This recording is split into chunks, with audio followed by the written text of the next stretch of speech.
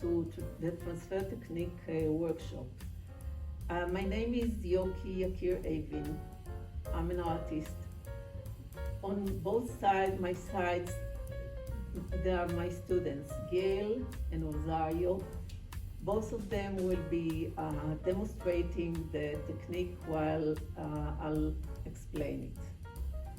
Transfer technique became very popular with the technology. While technology advanced, it became popular among artists and mixed media artists.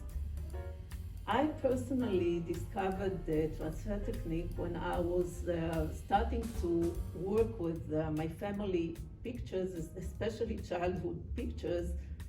And since this technique is not about perfection, it served me very good because, like memories, they are not perfect, and the transfer technique allow me to show those imperfections. Every transfer technique has three main components: the surface we are working on, the image we are transferring, and the medium. Those three components are part of every transfer technique. Today we'll work with images transferred on paper and wood.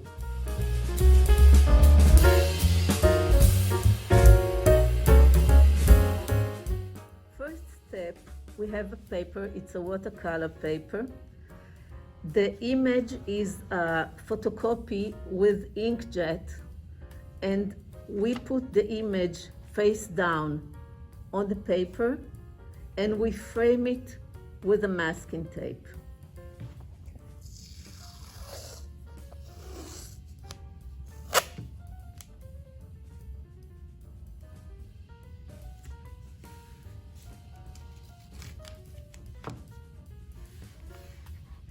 Great.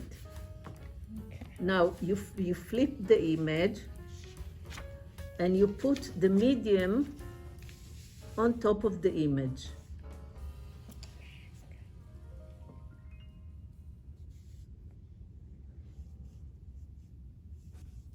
Is that amount okay?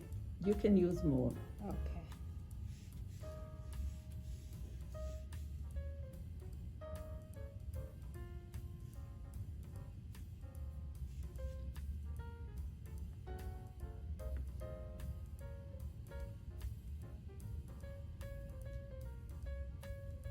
Are all these streaks okay? Yeah, at the end you'll make it uniform.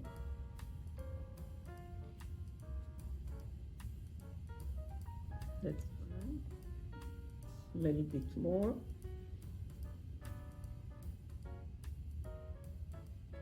Wait, and just make it uniform with a brush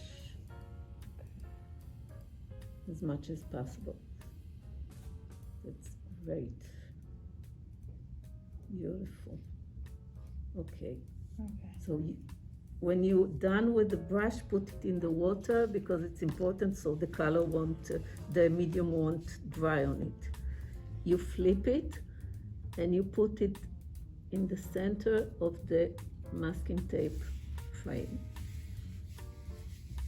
Okay. And then you smooth it and flatten it with a roller. There's the That's glue fine. coming out. Doesn't matter. Okay. Yeah, the excess of the medium, you can wipe it.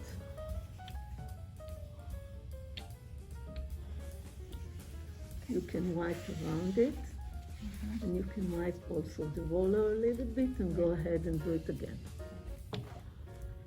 And press it, really press it.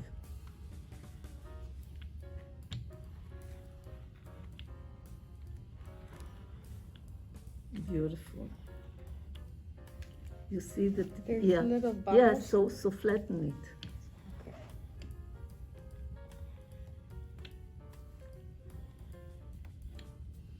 So it's supposed to be flat without any bubbles and without any materials coming out from the sides. You can wipe it, the excess of the material.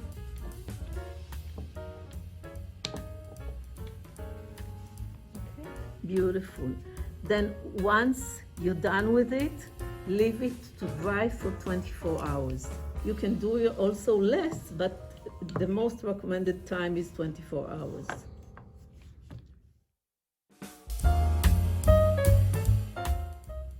So after 24 hours, the image is ready to uncut, to be revealed.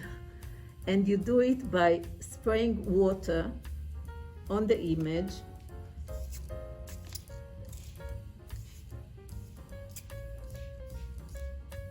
until it's wet, uniformly wet. If you spray too much water, you can always absorb it with a little bit with a paper towel.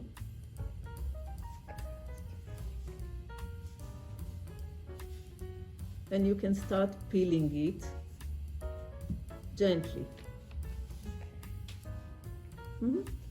Just, What with your finger? yeah. And if there isn't enough water, you can add.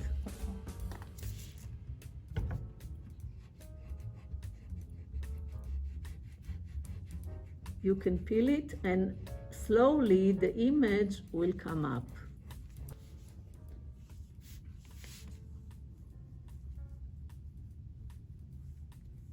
Beautiful.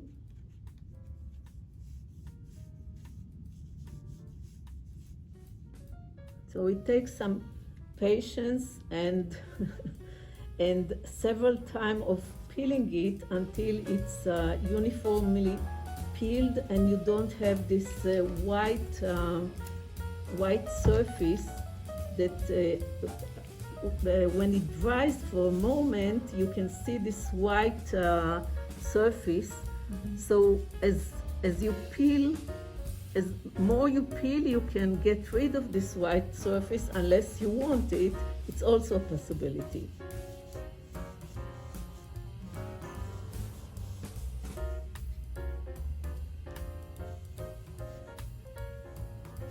That might want water? Yes, yes, definitely.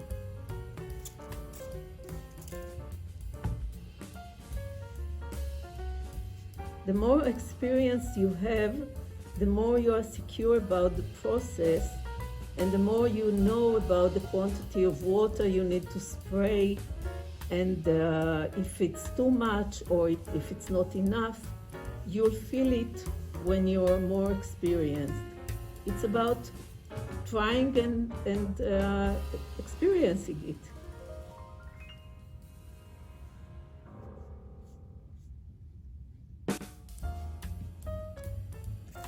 Yeah, when you get closer to the edges of the image, you need to be a little careful and do it more gently because it tends to tear a little bit next to the edges. Beautiful, very nice. And you feel it when to stop. It tells you. Yeah, it tells you, Add some- definitely. I agree with you. Yeah, you can really feel it.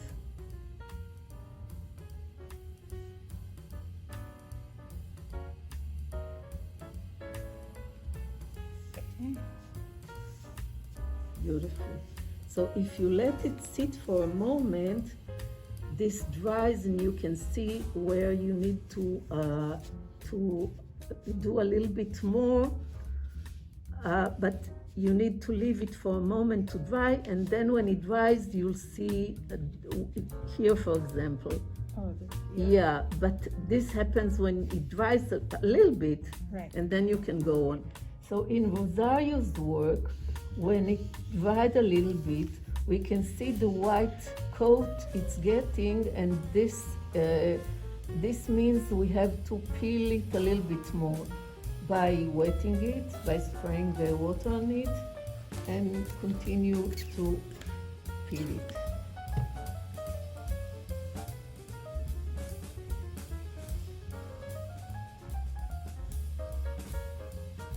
Yeah, patience. That's the word.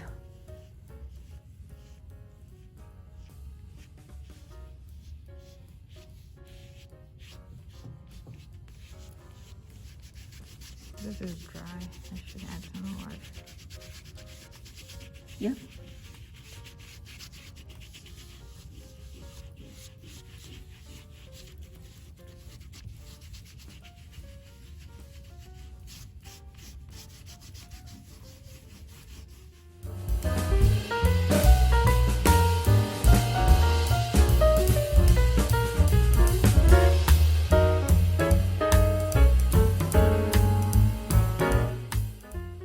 So Gail is going to put the image. She's right now painting with medium. She's gonna put the image on the wood.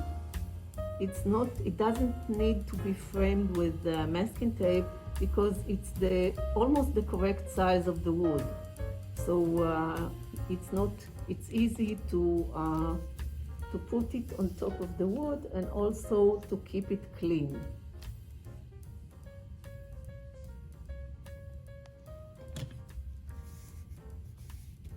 And she'll be smoothing and tightening the image to the wood with the roller.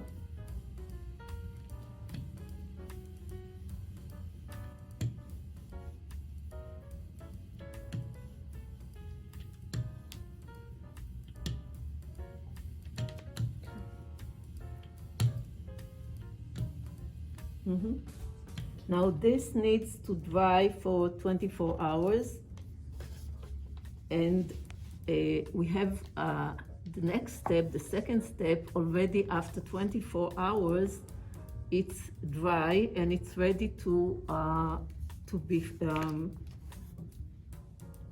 it's ready to continue.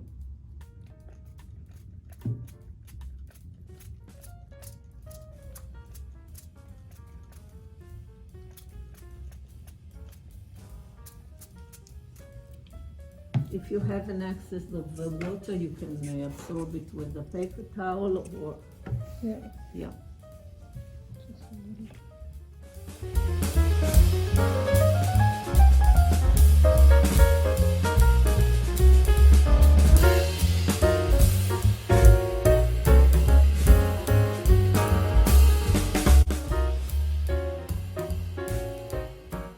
If you have an image where you have some writing on it, or something that you can identify, then what you would have to do is flip the image and make a photocopy of it, so then you can get the appropriate image on your preparation, whether it's wood or paper, whatever you choose. Yeah. So you have to be a little bit careful. You can flip the image in the computer. Yeah, you can flip it by scanning the image and flipping it. Yeah. And then photocopy it flipped. And when you transfer it, you get the writing, the numbers, or the image the right direction. If you want it in the right original direction, you get it as desired. Oh, this one is the same, so this one was flipped as well. So you get it in this image. And some of them, it doesn't matter, right? So when we just did, you don't have to flip it. With this one, you didn't have to flip it either. Thank you for joining us. Thank you to Rosario and Gail who demonstrated the transfer technique. I hope you enjoyed it, and please try it at home. Thank you.